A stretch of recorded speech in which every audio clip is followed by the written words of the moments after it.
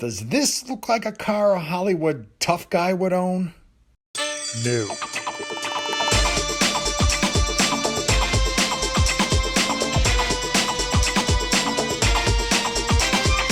Hollywood tough guys own Bullets and Bandits, Eleanors and General Lees, and anything Vin Diesel drives in the Fast and Furious franchise. Not bright yellow 1904 Wintons. You better hold on to your popcorn. We're about to flip the script.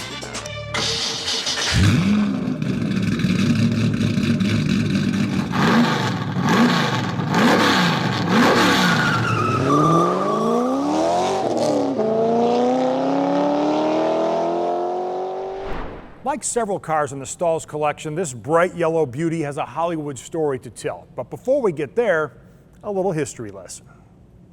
Alexander Winton and his Winton Motor Carriage Company is largely credited with creating the automobile business in the United States. He built his first motorized vehicle in 1896, and in 1897 was credited with selling the first automobile in the United States. By 1903, automobiles were rolling out of Winton's facility and across the country.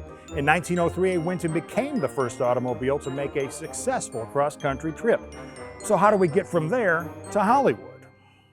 Like a lot of things in Hollywood, this car was a special effect. The 1904 Winton Flyer didn't actually exist. It was strictly built as a movie prop for the 1969 film The Reivers, starring the late, great Steve McQueen.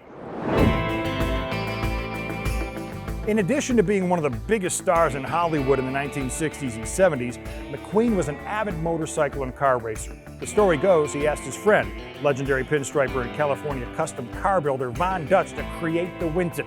But there was a catch. He had to build it with the strength and reliability of a modern car.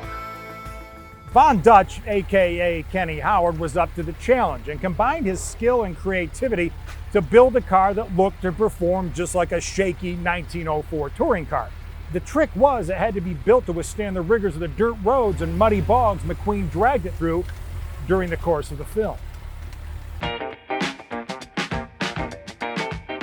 The Winton didn't only perform its own stunts, it also had to look good for the several close-ups it had in the film. Von Dutch had to enhance every detail, even creating the sheet brass turned radiator logo. The paintwork and pinstriping was quintessential Von Dutch and ultimately helped give the car the character that McQueen said made it the real star of the picture. In 2018, the car was taken back to Carrollton, Mississippi, where much of the movie was filmed for the 50th anniversary of the feature.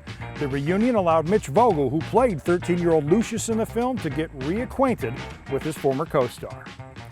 I know what you're thinking. What about McQueen and Bullet, the famous chase scene through the streets of San Francisco, and that iconic 1968 green Ford Mustang Fastback? That was the car that made McQueen famous, or maybe it was the other way around. Well, despite his best attempts, McQueen never actually owned that car.